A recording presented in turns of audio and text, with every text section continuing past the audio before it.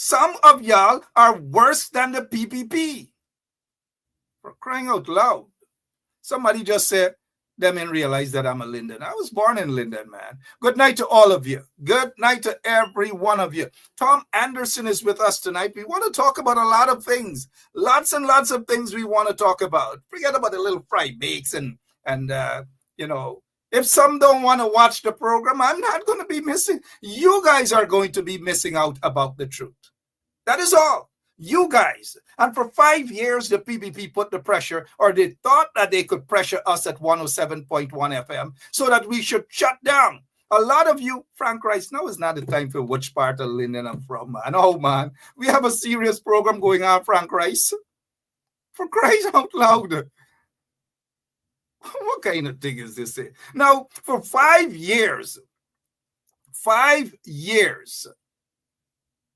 another bombs raised by Sean Anthony Ben. Them is blind loyal followers. Good night to Sean Anthony Ben. He's a relative of mine, but he's a blind follower. He's not objective at all, but still go support his business. He has a body repair shop in South. Support him. He's a good guy, but he's a blind loyalist. Now, let me say this here, that for 5 years, the PPP couldn't break us. For 4 going on 5 years, they couldn't break us. And they're not going to do it. We stand our ground. We do not compromise on principles. We do not do that here on 107.1 FM. We fight for the people of Guyana. We don't fight for an individual. And now we know that the PPP has to go. But what we have been saying is those who are in the opposition got to get their act together. Otherwise, can't eat everybody's dinner. And now if some want me to go in the trench, I'm very good at being in the trenches, mind you. But we have an elections to win. That's all I'm saying. Right, Sean Sean Anthony Ben? We have an elections to win. Y'all got to stop wearing skirts, Sean Anthony Ben. Y'all got to stop getting vexed. Y'all bums got to stop raising. And this is a warning for you, Sean Anthony Ben. You're my cousin, but the next time you walk into a family reunion with skirt on, it's going to be a different issue. Good night to all of you. Mr. Tom Anderson, how are you doing, my friend? Good man, I see things are getting crazy, Mark. Talk about, but before that, I wanted to give the Village Voice a plug and say to folks, go to the Village Voice. Some of them, and yes, forget about the PPP. Some of them in the opposition also want to boycott the Village Voice because the Village Voice ain't saying what they want said. Is that how you want to get into office? Is that exactly how you want to get into office? Oh, man. Oh, let me address this trench grapple and Gerardo Mirage. You know, I know her since she was in New Amsterdam prison. She was in New Amsterdam prison. I'm glad that you're out. Finally, you're out. Please, and Gerardo Mirage, give my regards to your wife. Now, this is what she's saying. How Jumbi carry away your wife? Why don't you ask Jack Dale how we named Tekwehi wife? Why don't you ask Anil those questions? Why don't you ask some of them PPP vagabonds them questions? Oh, man, y'all ain't got nothing new for come with. But good to see you, and Gerardo Mirage. Glad that you're out of New Amsterdam prison. Hope you're not folding up that thing and putting it in and fetching it any longer. But good to see you on my program. Good to see that you're tasting freedom now. People now are calling for Tom for president. What's going on with you guys? Everybody's for president now? All right. Tom, good night to you. And they're saying Tom for president. Tom for president. How have you been, Tom? Great, Mark. Good night, everybody. Glad to see everybody again. And yeah, man, this sounds like a wild night tonight. Mark, you sound pretty hyped up, man. How's it going? I'm all hyped up. And if they put me at the Guyana-Venezuela border right now, one man alone, I will chase Maduro away. One man alone, I will make the entire Venezuelan population be afraid of me right now. So here's what we want to do as we get down to some business. Thank you all so much for sharing the link, because we have lots of links to share tonight. And the links we will concentrate on the corrupt PPP regime. Um, let's begin with this here.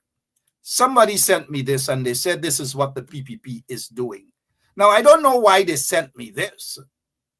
Surely that can be my cousin Sean Anthony Ben. But somebody said this is what the PPP is doing.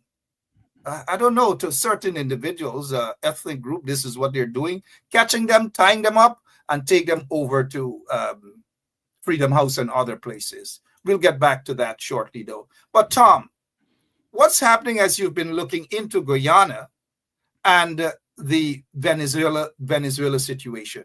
I know you spoke about that so many times. You've warned us so many a times. What's happening from your standpoint? Well, like I said before, you guys, the problem that's happened that's going on in Guyana right now is that there isn't a legitimate political party in charge creating a real infrastructure for the people to function in politically. There's no infrastructure for the media. So no one knows what's really going on. There isn't any type of real news service to allow people to be able to hear what the facts are, right? And so everything is controlled by the PPP. It's a winner take all system, and the corruption is off the chain, and no one knows where the money's going.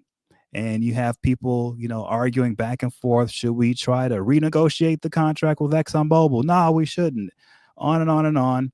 And so with all that chaos, what happens is people around the world who aren't so chaotic, like the Chinese government, like the Russians, like our government, United States, big corporations, right? Sinopec, a lot of big corporations look at the situation and they say, well, we can take advantage of that. We can make a lot of money off of that. And the people that live there aren't going to know what's happening because they don't have a government that really represents them. So I've been saying for the longest, until Guyana is able to get independence, until all parties politically start representing the people and put the people above all and start creating systems and infrastructure to put in place where the people are empowered, what's going to happen is some outside bullies are going to come in and steal everything from you. And so that's what's happening now, where you have Maduro looking at the situation next door and he's saying, well, I need to make a move because the Americans are putting pressure on me. 5 days ago, Trump removed the oil license for Chevron to be able to get oil from Venezuela, and that literally cut off their funding. So now Maduro has no money coming in, and he's looking for cash. And what does he see? Well, next door, they're not organized. Next door, they don't know what they're doing. So why don't I just take their oil? That's what he's doing. And we're in a situation now where the world is looking, and the US government saying, hey, don't do that. But how much are we really going to put in to protect a government that doesn't even protect its own people? That's the issue here. You cannot expect an outside government to protect your oil interests if your own government doesn't really care about the oil interests for the people. They care about it for themselves and their own power in the higher ups within the PPP, but do they care about enriching the people of Guyana? I don't think so. So because of that, no outside country is going to care about enriching Guyana. So what is the situation? From what I can tell, you've got Maduro calling Irfan Ali the Zelensky of the Caribbean, saying that Irfan Ali is trying to cause conflict everywhere throughout the Caribbean. And so why is he saying that? He's saying that because if you look at Zelensky's lined up with Israel, right? He just is. And so what Maduro is saying cryptically, and what the Venezuelan government is saying cryptically to their Russian supporters is, hey, come help us in taking this oil from Guyana, because they're led by a guy who is a Zelensky, who's supported by Israel, who's going to do this, who's going to do to us what he's done to you guys in Ukraine. That's what they're saying, right? And then when you look a little deeper, you look at who the PPP are being advised by, and it's Mike Pompeo. Well, Mike Pompeo is the guy who put those who okayed the assassination of the Iranian general.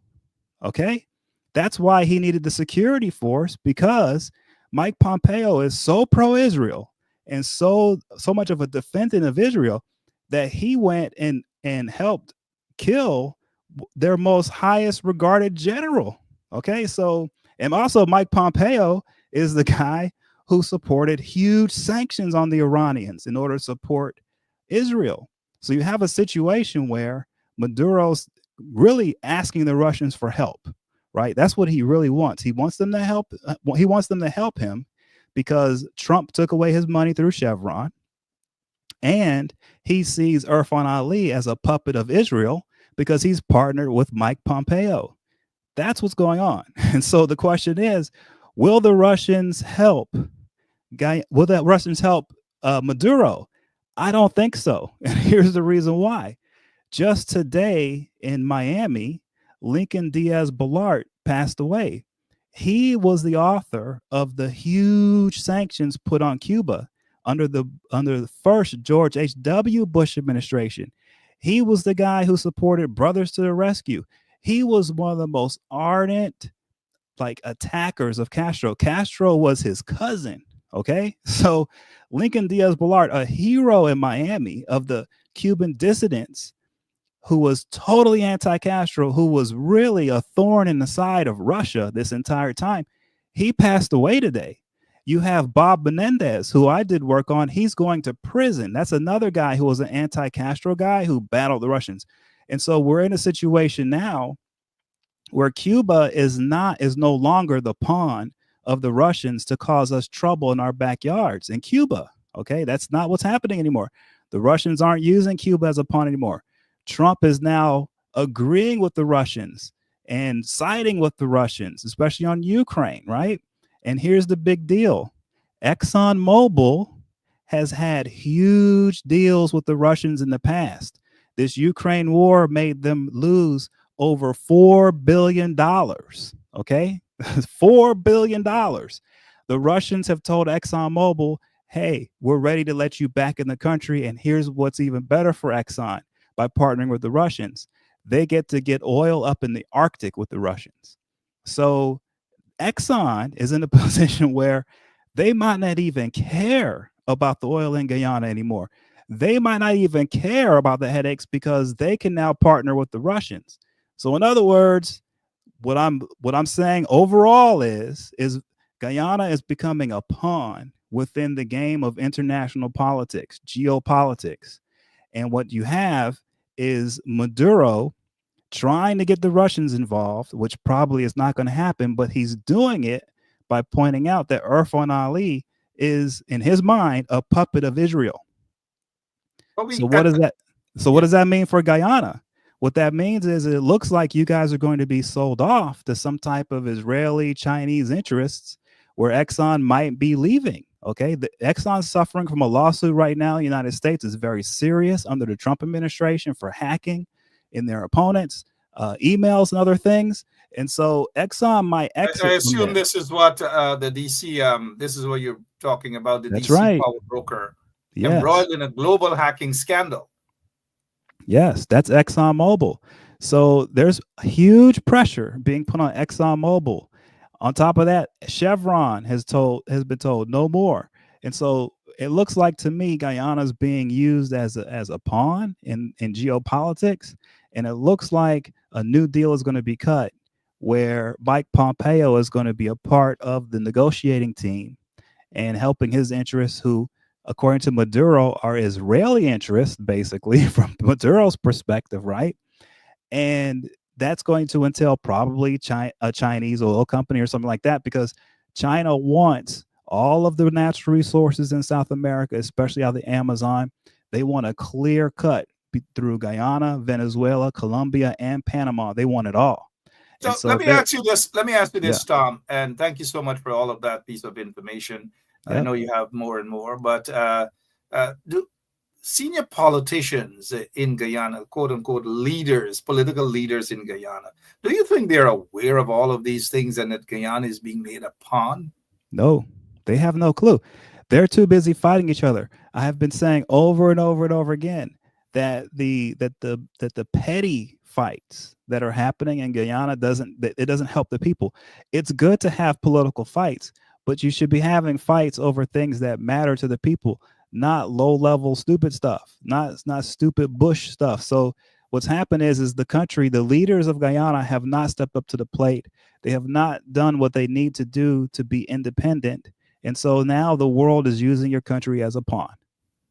And as we saw in 2020, became a pawn. The democracy was hijacked, the country was hijacked, and billions of dollars being shipped out of the country. And the people are left to basically punish the people in Blackbush, the people in Linden. People are just fighting for crumbs. And you have a corrupt regime. The PPP regime is just throwing little crumbs at people and expect them to be satisfied. The country is lost right now. Tom, I have a quick question as it pertains to this here. I want you to interpret it. I know you did before, but it's very important that people be reminded of what Jack Deere said and the promise he made to Venezuela. You could probably, on the maritime area, give Venezuela a channel out to the sea. So you make a slight concession in the maritime area. So there it is. Jack Deere was talking about giving away a piece of Guyana's, territory and work along with the Venezuelan. He did that a couple of years ago. He has met with the Venezuelan people. He met with a lot of them. Some of them are spies for the Venezuelan government in the military and so forth. Thousands of them have been given ID cards to register and vote in the next upcoming election. But how dangerous is this statement from Jack Deere? Give a piece of Guyana to Venezuela. Well, what he was doing there was giving away the oil before it was even touched. Because when he's talking about a maritime area, where is the oil? It's in the maritime area. So he's not talking about a path for Venezuela.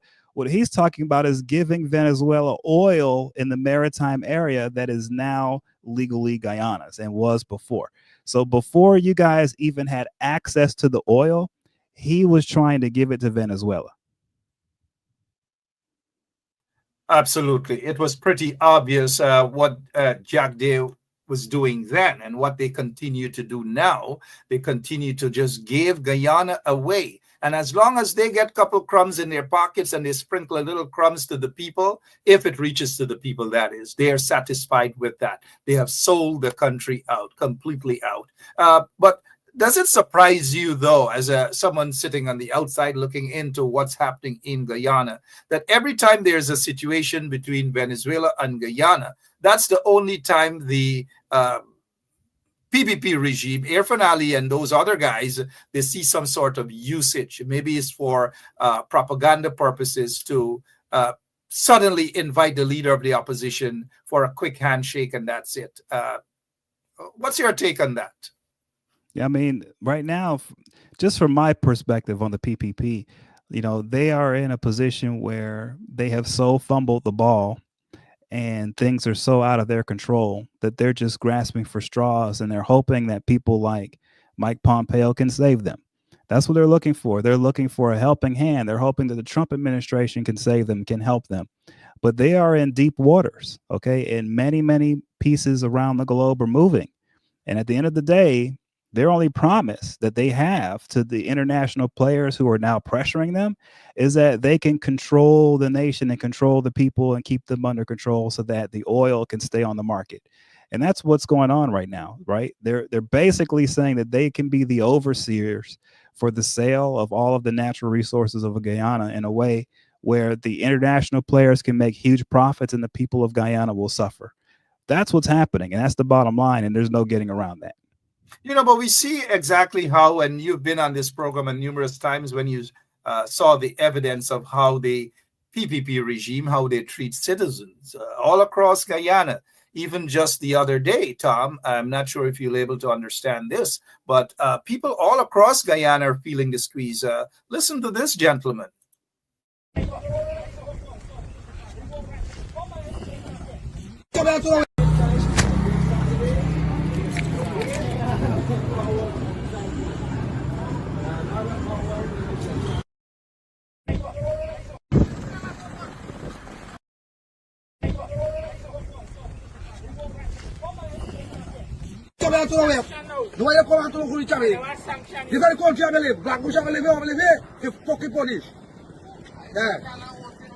No vaya a competir tu bari.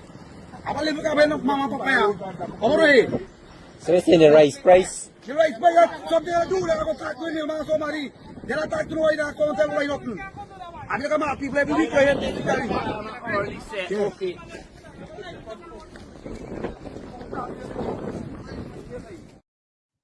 So Tom, that's Guyana, mind you. That's Guyana. You got what the guy was saying there? Yeah.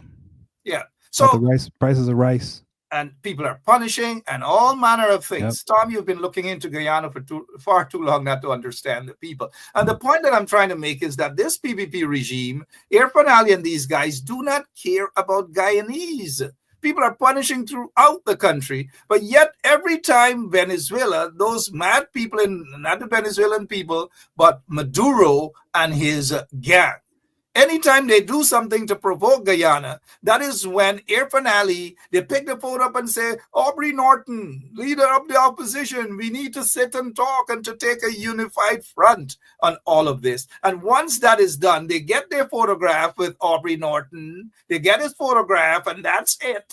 And then when this situation is settled, back Venezuela quiet, the PPP regime, they're back to their old tricks: discrimination, beating, and all sorts of things to citizens. Some people are upset that Aubrey Norton took time out to even go and shake hands and meet with Irfan Ali. Maybe you have a different view on that. Well, he doesn't have a choice. I mean, he has to, and the reason why is because if too much political look, already the PPP has the nation of Guyana in a really bad position. And so anything that makes it worse could make it so that everything collapses. So Aubrey Norton had no choice. He had to meet. He had to show publicly that there's unity, because if he doesn't do that, then you have a situation where the powers of the world who are coming down on Guyana are going to believe that they could easily collapse everything whenever they want. And that would basically, instead of giving the nation of Guyana some of the profit or some of the money coming from natural resources, they'll just take it all and give you nothing, right?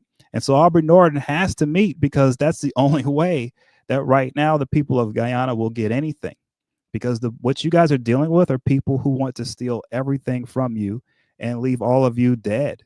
That's the bottom line. They couldn't care less. And the PPP, they're in a position where they're either clueless or they don't care or both. And they're in a position where they've done so much harm and so much bad for so long that they really can't stand up to anyone, right? And so they've got to get the help of Aubrey Norton. They've got to make it seem like the people support them, because if it doesn't happen, then I'm telling you, whatever little bit Guyana's getting now, it will be gone tomorrow. I don't know, and thank you so much for your take on that. But it is true. The PPP, they have been selling out Guyana all across. They have no brain, none whatsoever. And the guys in the opposition, they have, I noticed Aubrey Norton took along with him a very senior and experienced diplomat by the name of Keith. I'm sorry. You guys know the Keith Austin, I believe. Yeah, Keith Austin Sr. Is it? Ronald Austin, sorry. I don't know how I forget Mr. Ronald Austin, a very senior guy when it comes to Guyana border issue. And the PPP they have no one at all. Jagdeo doesn't know about the border issue. He can't read and write properly. Irfan Ali is worse. Mark Phillips doesn't have a clue at all. And so you are correct. These guys in the PPP are clueless. They cry and complain about 18 million US dollars signing bonus, but they're not going to tell the people that's exactly what was able to sustain and to take the Venezuelans to the international court under the coalition government. But they got a Pacu out in St. Vincent who cares only about himself. That is Ralph Gonzalez, who calls himself the world boss. He met the world boss. Look, right after he met with those Pacus from Guyana, Irfan Ali and those others, in St. Vincent and the Grenadines, he went and he held on to Maduro and those Venezuelan people with a map showing a large portion of Venezuela, or all of Venezuela, belongs to all of Essequibo belongs to Venezuela. Lots of traitors on board, including Irfan Ali. They are traitors. They are basically treasonous. That is who they are. They do not care about Guyana. They do not care about the Guyanese people. But here's the question, Tom. Mike Pompeo is pomposetting himself, so to speak, as though he cares about Guyanese. We know that that is not true. His concern is about the oil and maybe some sort of secret deal he has with Irfan Ali and the PPP regime. Can Mike Pompeo be the sort of conduit to the Trump administration on behalf of the Guyana government? He can't, because Mike Pompeo is a spy. That's what he is. He's a spy, no matter how you want to cut it.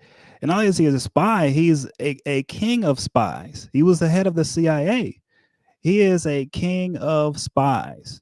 And so how does it work when a spy deals with other countries outside of the United States? The way it works is they are given the green light to violate every law in the universe. Mike Pompeo, when he's in Guyana, can do whatever he wants, breaking the laws in Guyana, and he will never get in trouble. That's how it works with spies. And so you have a situation in your nation where you have a king spy in advising the leader of your government, and the spy has no need whatsoever to follow any law whatsoever in Guyana. As a matter of fact, him following laws will look bad on him, because spies are supposed to break the law when they're outside of the United States. So that's what you guys have going right now in Guyana. And it may seem like he's a lifeline, but you cannot deal with spies. And I'm not trying to knock down the US government right now or anything like that. I'm just telling you all what the reality is. This is how spies function. When they leave the United States, they break the law. And if they're not breaking the law, they're not trying hard enough. That's how it's viewed. And so that's what you guys are dealing with. And it's really not going to be a helpful situation for you. That's just the bottom line. So thank you so much, Joe. But so there's not a win-win situation for the Guyanese people. You have said it, that the Guyanese people are going to suffer from this. They're just basically pawns right now. And the glutton people, the greedy folks are basically out for the oil and oil deal and the billions of dollars in oil deal. 5-10 years from now, if the PPP, we hope that the PPP is not in office, but 5-10 years from now, there will not be a Guyana. Guyana will be worse than Haiti. How should the people get out of this headlock, so to speak? A monkey wrench. I've been saying it for a long time now, that the people have to demand a government that represents them. And what's happening is the people are falling for different things, like the cash payment here and the property giveaway there and all this other stuff. That stuff doesn't matter. What matters, what the people should be requesting and desiring, right, is a true political system that they can depend upon, so that when an election happens, everyone believes in it. The people should be demanding on an education system where the government's taking as much money as they can from the oil wealth and from the other resource wealth to educate the younger generations coming up, to educate the people, to provide more college education. Because these are the types of, in order to be able to defend yourselves and have your own independence, you have to be educated. And you cannot depend on outsiders to do that for you. And so you have to have the education. You have to have the political structure so that when you do have elections, you can believe in them. And then ultimately with all of it, right, you have to have a structure business-wise and government-wise and with the police, where everyone knows that even the watchers are being watched. You have to have a situation where everyone is held accountable. This is what the people need to be asking for, more so than a cash grant, more so than a plot of land. You guys need your elections. That's more important. I'm telling you, you need your education. That's more important, right? You need to make sure that you have military vessels in the ocean and radar systems to protect the oil wealth that you do have. Like you need that as well, right? You have to have all of this. And that's the type of stuff that the people have to demand from their representatives and government. And it's just not happening, right? And so the people have to organize around this. They have to put effort into it. You have to protest. How many times have you seen a protest in Guyana about making sure that the election system is done properly? There aren't that many, but that's what should be happening. How many protests have there been for a better education system? How many protests have there been to have a system in place to ensure that you have military assets and radar in place to protect your oil wealth? No one cares about that, right? But since no one cares about that, the people, guess what happens? The PPP and the leaders get away with not providing it. And since you don't have that, you don't have independence. And since you don't have independence, outside forces are going to bully you now. That's just the bottom line. You know, I saw a comment. Thank you so much, Tom. And thank you for all those of you who have joined us, and even those who talked about boycotting Benchop region. Just a few of them. They're really that effective. They're still peeping. But I saw a comment, I believe, from Hazel Johnson. And I want to read that comment. It was something that I want to follow up with a question to you, Mr. Anderson. But, well, I noticed Eon Williams is saying that Mike Pompeo realized that Guyana has two Pacus. That is Irfan Ali and Jack Dio. And then Hazel Johnson's comment is basically the government don't care about education. Look at Ali. Well, that's not the comment I was looking for, but I agree with her on that. You are correct that those who are in office just do not care at all. And those who are supposed to be helping the people to stand up for their rights, they're just not doing it at all. And that is why every Tuesday, I believe, there's just Rhonda. And Rhonda Lane, speaking of Rhonda Lane, she's saying they have that every Tuesday, but tomorrow, Rhonda Lane said she's not going to be out there. And I don't know why Rhonda Lane isn't going to be out there, but at the end of the day, we need to see thousands of people out there standing up for what's right. But they're just not doing it. The leaders are not doing it. Those who are representatives in parliament are not doing it. So I'm not sure what's happening in Guyana, but more needs to be done. That is all. More needs to be done to see the backs of the corrupt PPP. Well, you know, Mark, one of the big things that could help the people immediately is just having a better media, right? The news media is seriously lacking in Guyana. And so there isn't a news media there to question some of the things happening in Georgetown. There isn't a media there to question Irfan Ali in a legitimate way on some of the things that are going on. It just isn't there. And you can't depend on the international media to do the job because they have no idea what's going on in Guyana. They've got no clue, right? And so I would say from the beginning, what would make the biggest impact of all is if the business owners in Guyana, those especially Black business owners, African business owners, right, or business owners who are who support the opposition, you need to put your money together. You need to help create a real media infrastructure in Guyana. If you have a real media, which you can do very quickly, if you have real media asking real questions, holding the people in power accountable for what's going on and letting the people know what's happening, that actually will change a lot in Guyana. Well said, real media indeed. And even it's a fight. Guyana is a weird place. It's a fight all across the board. It's a fight. People just want you to sing their tune all the time. And the minute you don't sing their tune, their bumps raise and all sort of things. But thanks that tonight we have a very large audience, despite some of the naysayers. Not just on the government side, but some of them on the opposition. I wish I'm going to talk much more about that. But we're watching the Trump administration and its take on Guyana. Marco Rubio is the Secretary of State, and the PPP guys seem to think that Marco Rubio loves them. And then, not so long ago, a couple of days ago, the State Department, the Trump administration is saying to countries, especially those in the Caribbean, that, hey, if you continue to use Cuban doctors in your country, you're going to be faced with sanction. What is your take on that, please, Tom? Yeah, I mean, this is see the problem that's happening now with Marco Rubio, Secretary of State, is he's trying to carry on the Cold War approach to Cuba. He's trying to carry on the legacy of Lincoln Diaz Balart, and he's trying to basically treat Cuba as if Fidel Castro is still there and threatening America with nuclear missiles.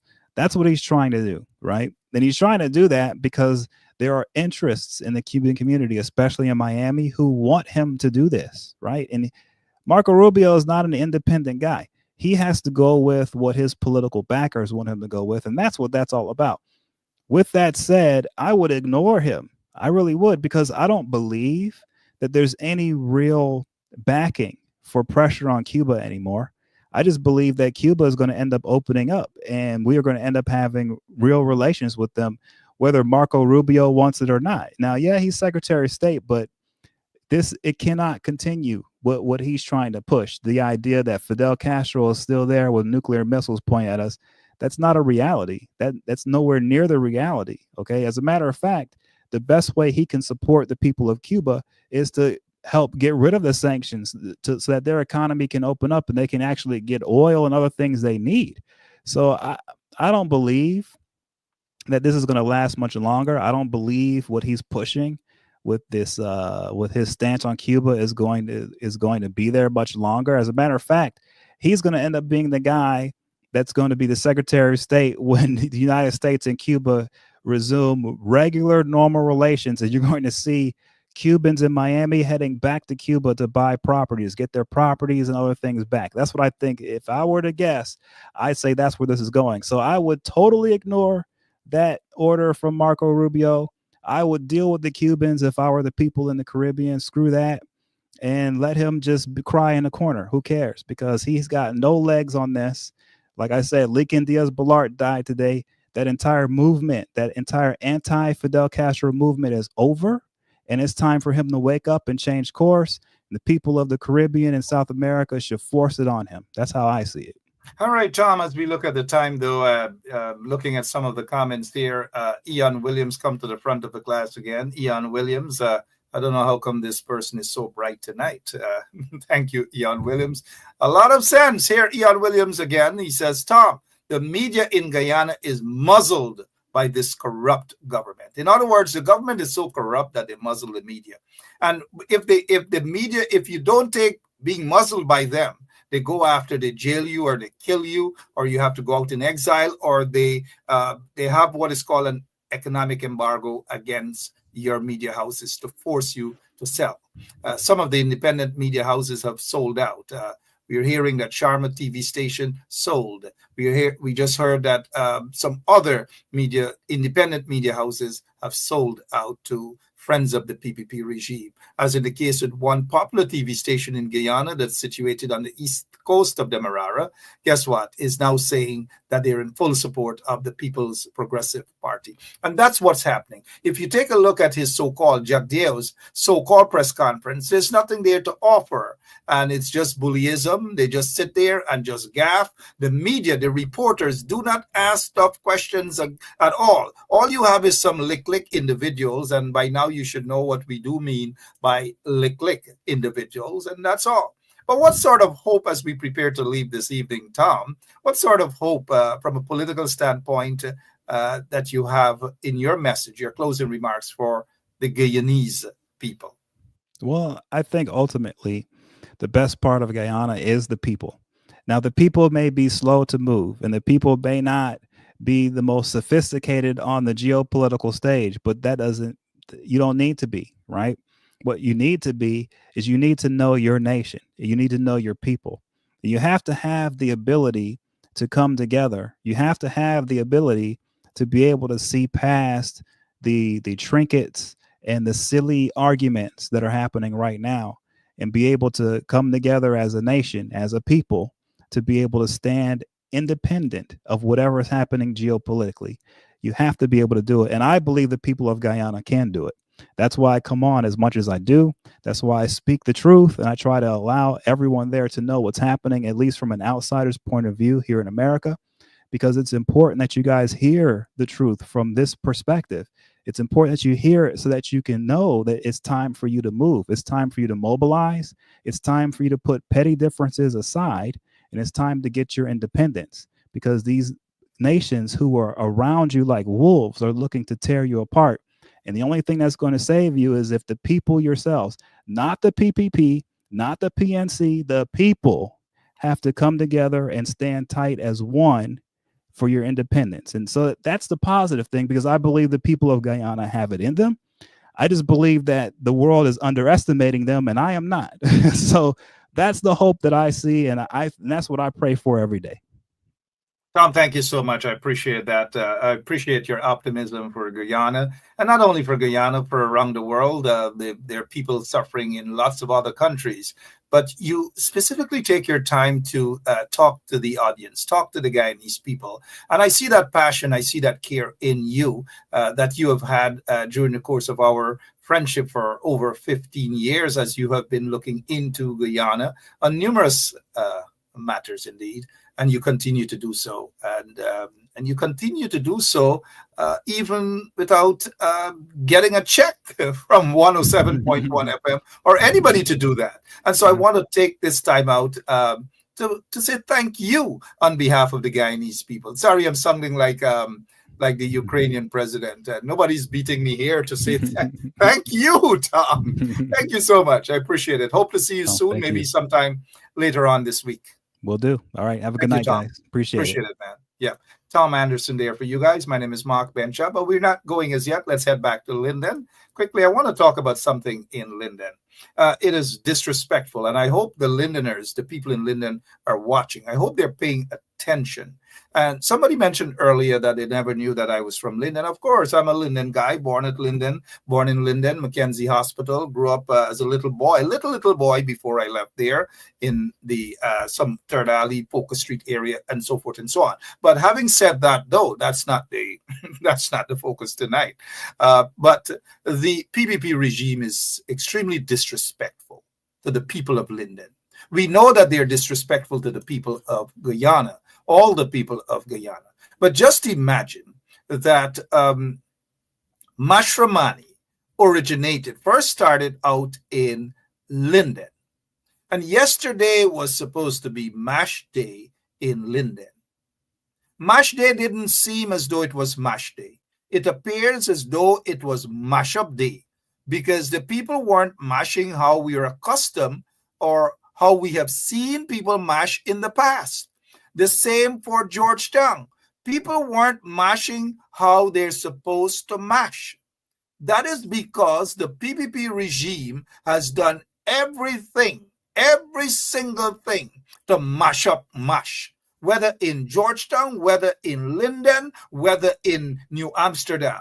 And how on earth are you going to have Mashramani celebration in Linden on the same day you're having New Amsterdam Mash? And all of the people, some of them were in Freedom House doing TikTok and all sort of things they were doing. Oh, yeah.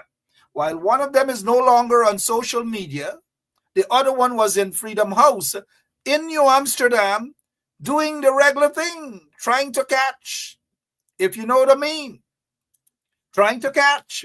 And meanwhile, the people in Linden continue to suffer and being disrespected by corrupt officials of the PPP regime. Then they're going to rush to Linden and say, oh, we love you guys. Oh, we're giving you some contracts, some money to clean trenches, to clean latrines, to clean gutters, and so forth. That is how they value the people of Linden and other places. But let me also say this. Forget about the PPP regime. It is expected for them to disrespect mainly predominantly African Guyanese communities and villages and so forth. And of course, they disrespect other ethnic groups, our Indian brothers and sisters, Lachman Aziz and Jamal and so forth. Good night to all of you.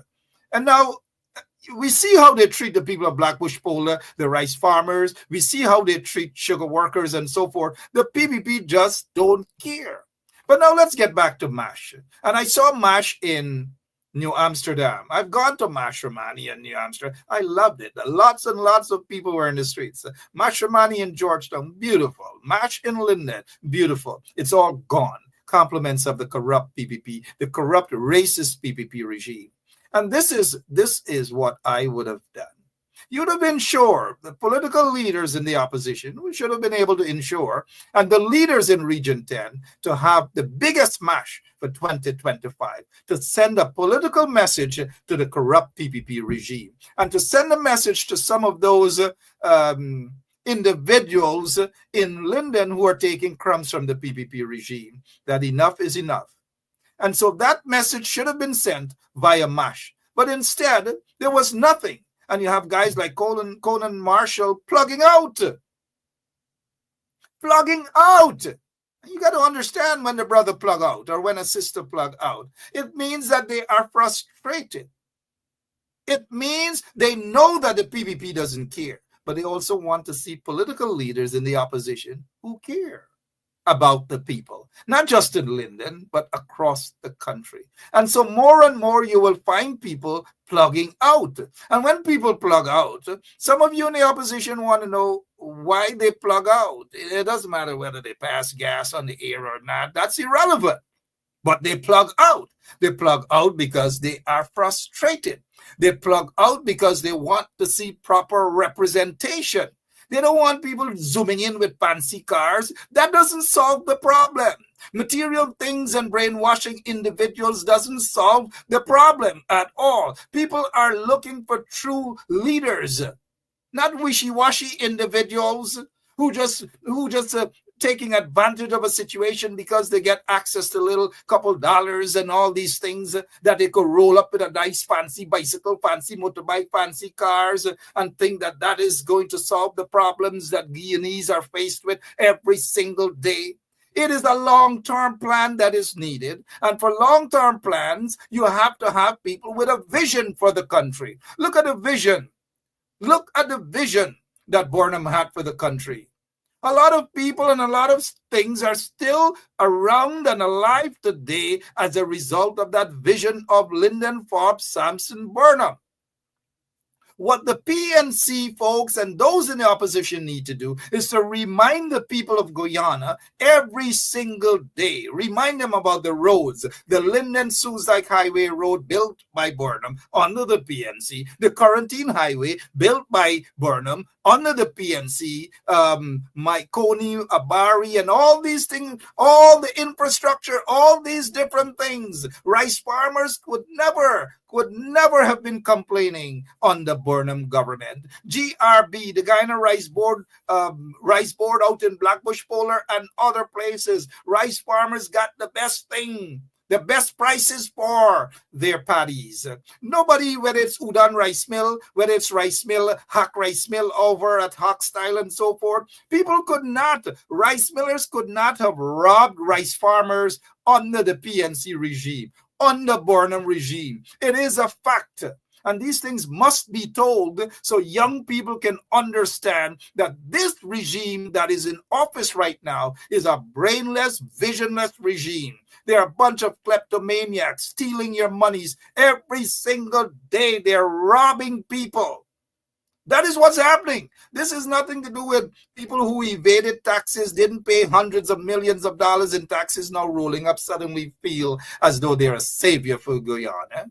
Read between the lines, guys. Read between the lines. What Guyana needs is visionaries, visionary politicians, visionary leaders and politicians who are willing to stand up for your right, who are willing to say enough is enough. Those are the people that you need. And at the end of the day, leaders and a government with a proper plan, not a plan for today. Run out and get your cash grant, or run out and take a little crumbs from somebody. No, they need a plan that could see Guyana flourish for the next 5 years, the next 10 years, the next 15 years, the next 20 years. That's the sort and beyond. That's the sort of political leadership you want. And those of you, stop with the emotional way that anytime somebody comes and drop a little thing over or pull up with a little fancy car or whatever, this body for president, that body for president. Soon y'all might say Debbie Pitt for president, Lachman Aziz for president, because Lachman Aziz give you a little couple pound of beef, a little extra beef and so forth. Sandra Brotherson for president, right? Ian Williams for president. That is how you guys, y'all jump from here and there, and then Ben Sharp pull up with a little bicycle. Y'all didn't get time with Ben Sharp, but until Ben Sharp pulls up with a Lamborghini, Ben Sharp for president, Lyndon Elliott for president. Y'all are confused. Tony Hunt for prime minister. Francine, I don't know where Francine going, but Francine Cruz, Ian Williams and all, everybody, y'all got to calm down and watch the right. And when you make choices, when you promote individuals, it's not promoting them because of self-serving reasons. It's promoting them because you know they have a vision. Now, nothing was wrong with saying Burnham for president. Burnham, we know, well qualified and beyond, and all manner of things, and the other leaders we have seen. Vision for Guyana. Vision. Not people attempting to brainwash you and playing games with you and all manner of things. Aren't you guys tired of the games? Aren't you guys tired of being brainwashed? Aren't you guys tired of being used and abused and so forth and so on? Wake up. Wake up. And shame on the PPP regime for what they have done to the people of Linden. Shame on them for what they have done to the people of New Amsterdam, and by extension, to the people of Guyana. Abby D'Souza for president. Everybody wants to run for president now. Give me my car keys. Let me get out of here in my Lamborghini, and let me pull up in Linden, and let me see how they are going to... I love you guys. Hey, forget about the couple of people who are telling you Alpha boycott Ben Sharp Radio. We have had a large audience tonight. Continue to share the program. Continue to spread the word. Spread the word. Here, what we're going to do, we're going to increase some programs right here on 107.1 FM. It's an elections year. We will have some of you to have your own program right here on 107.1 FM. And we don't care whether the PPP doesn't like it. We don't care. We don't care. The PPP has to be voted out of office, and they will be voted out of office. In the process, some of them in the opposition going to get some scratches. But now when you get some scratches, your bum's going to raise, and oh, Mark don't like us. Mark don't like this body. Mark didn't. Y'all got to be objective, guys. Y'all have to. Not everybody gonna sing a tune and love Aubrey Norton. Not everybody gonna love Nigel and so forth. But what we do here at 107.1 FM, we are objective. We are anti-corrupt PPP regime. And we have absolutely no apologies for that.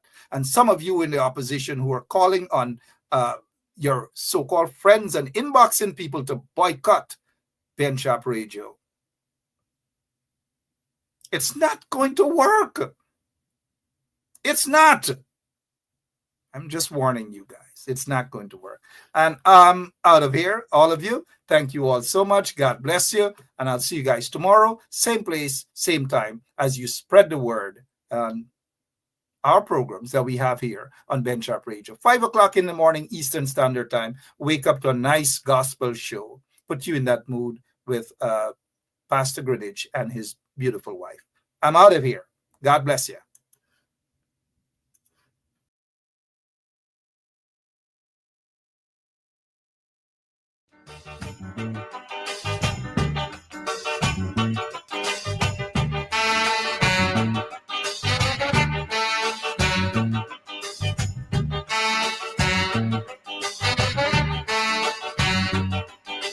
Take warning. You better take warning.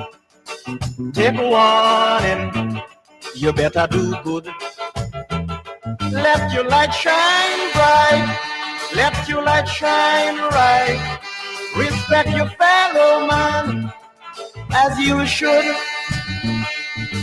Take warning. You better take warning. Take warning. You better do good. Let Let your light shine bright. Let your light shine right. Respect your fellow man as you should. The evil that men do lives after them. The evil that men do lives after them. Your evil today will blight your tomorrow. So do good today and avoid your sorrow.